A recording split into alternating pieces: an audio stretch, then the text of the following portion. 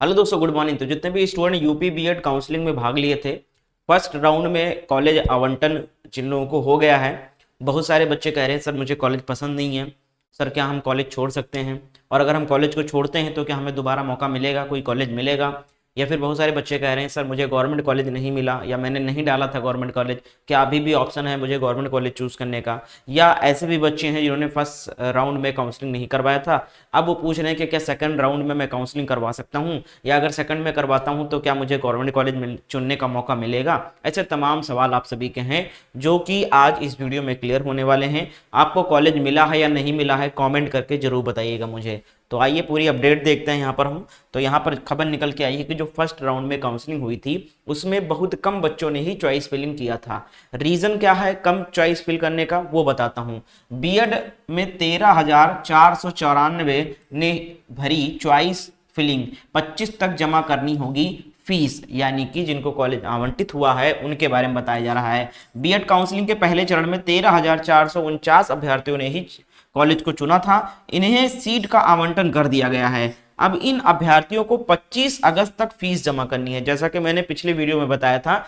कि जिनको कॉलेज मिल गया है उनके पास अभी 25 अगस्त तक मौका है कॉलेज को एक्सेप्ट करने का और बाकी की फीस जमा करने का। ठीक है, अगर 25 तक आप कॉलेज को एक्सेप्ट नहीं करते हो, बाकी की फीस नहीं जमा करते हो, तो आपका वो कॉलेज हट जाएगा, यानी वो रिक्त कर दिया जाएगा, खाली कर दिया जाएगा सीट, और जो आपने 5,000 रुपए एडवांस सीट पेमेंट किया था वो रिफंड नहीं किया जाएगा। यानी कि इन केस अगर आपको कॉलेज मिला है और कॉलेज आप नहीं लेते हो, एडमिशन नहीं लेते हो, वहां पर छोड़ते हो, तो वो 5,000 रुपए आपको रिफंड नहीं मिलेगा। ठीक है, और अगर आप छोड़ देते हो 5,000 रिफंड नहीं मिलता है तो हाँ आप सेकंड राउंड में काउंसलिंग करा सकते हो, लेकिन उसमें फिर से आपको 5,000 रुपए एडवांस देना पड़ेगा और काउंसलिंग फीस भी पे करनी पड़ेगी। ठीक है, अब आगे बात करते हैं। इसके बाद 27 अगस्त से दूसरे चरण की काउंसलिंग शुरू होगी। ठीक है, 27 अगस्त से दूसरे चरण की काउंसलिंग शुरू होगी, जिसमें बचे हुए सीटों पर फिर से काउंसलिंग का मौका दिया जाएगा। ऐसे अभ्यर्थियों को जिन्होंने फर्स्ट राउंड में नहीं चॉइस फिल किया था, या फिर ऐसे अभ्यर्थी जिन्होंने फर्स्ट लिस्ट में कॉलेज प्राप्त नहीं किया या मिला और छोड़ दिया,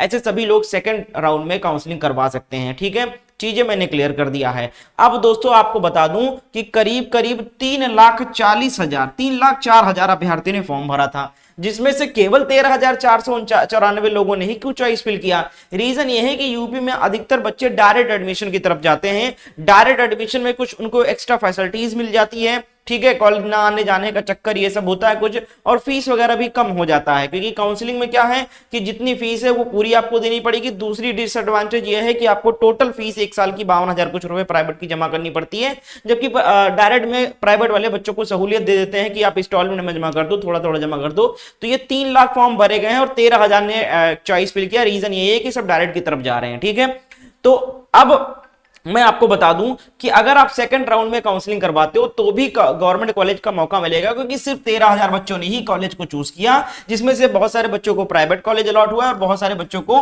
गवर्नमेंट अलॉट हुआ है। लेकिन फिर भी गवर्नमेंट सीटें बचेंगी, क्योंकि करीब करीब 10,000 तो गवर्नमेंट सीटें ही हैं, 10,000 के करीब गवर्नमेंट सीटें हैं और 13,000 नहीं फॉर्म भरा, तो इसका मतलब कंफर्म है कि सीटें आधी से ज्यादा अभी भी गवर्नमेंट सीटें बची हुई होंगी, 4 से 5,000 सीटें बची हुई होंगी।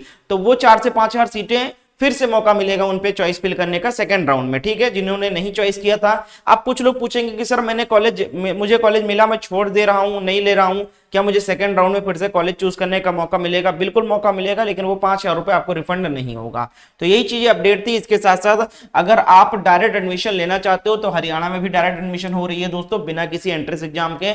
आपने अगर फॉर्म नहीं भरा यूपी में, जैसे यूपी में क्या है कि आप फॉर्म नहीं भरे हो, एंट्रेंस नहीं दियो, तो आप नहीं एडमिशन ले सकते हो। लेकिन फॉर्म नहीं भरा और एडमिशन इसी सत्र में लेना चाहते हो तो भैया हरियाणा में आप एडमिशन ले सकते हो। बिल्कुल यूजीसी एनसीटी से अप्रूव्ड कॉलेज है, सारी फैसिलिटीज यहाँ पर देखने को मिल रही है आपको। अटेंडिंग और नॉन अटेंडिंग कॉलेज है, इजी फीस इंस्टॉलमेंट में आप फीस जमा कर सकते हो, और गवर्नमेंट यूनिवर्सिटी से एफिलेटेड कॉलेज आपको मिलेगा। 100% एनसीटी से अप्रूव्ड कॉलेज है। अधिक जानकारी के लिए इस नंबर पे आप कॉल करके बात कर सकते हो और जानकारी ले सकते हो कहाँ एडमिशन होगा, कैसे होगा, कितनी फीस लगेगी, कौन कौन से डॉक्यूमेंट्स हैं लगेंगे, ये सारा आप इस नंबर पे कॉल करके बात कर सकते हो। तो ये चीजें मैंने क्लियर कर दिया है। आगे जो भी अपडेट निकल के आएगी मैं आप सभी को बताऊंगा। वीडियो अच्छी लगी तो लाइक एंड शेयर कर दें।